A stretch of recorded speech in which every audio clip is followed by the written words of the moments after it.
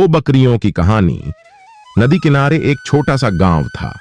गांव में रहने वाले लोगों ने नदी पार करने के लिए उस पर एक पुल बनाया था, लेकिन वह पुल इतना संकरा था कि एक बार में केवल एक ही व्यक्ति उसे पार कर सकता था।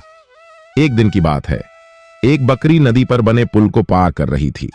पुल पर चलते समय उसने देखा कि एक और बकरी उसी पुल पर विपरीत दिशा से आ रही है। कुछ ही देर में दोनों पुल के बीच में पहुंच गए।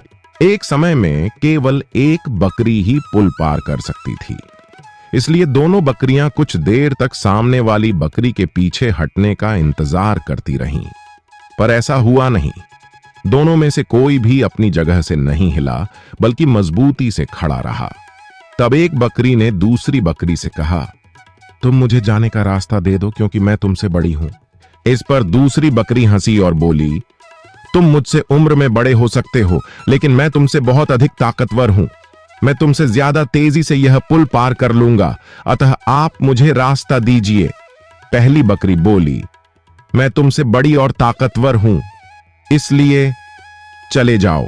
कुछ देर तक दोनों में इस बात पर बहस होती रही कि कौन अधिक शक्तिशाली है।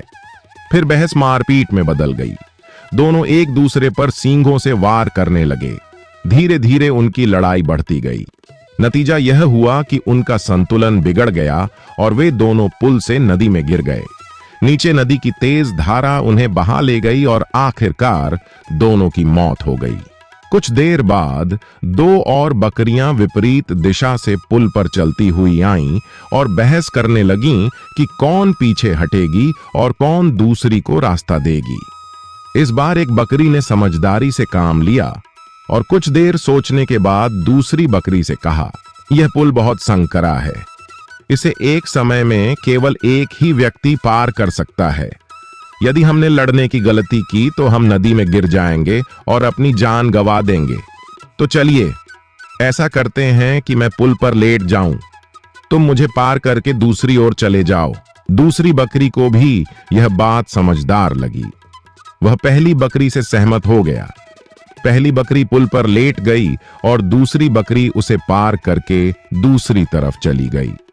इस तरह दोनों पुल पार कर गए। सीखना, क्रोध और अहंकार विनाश का कारण बनते हैं। समझदारी से काम लेने से हर समस्या का समाधान संभव है।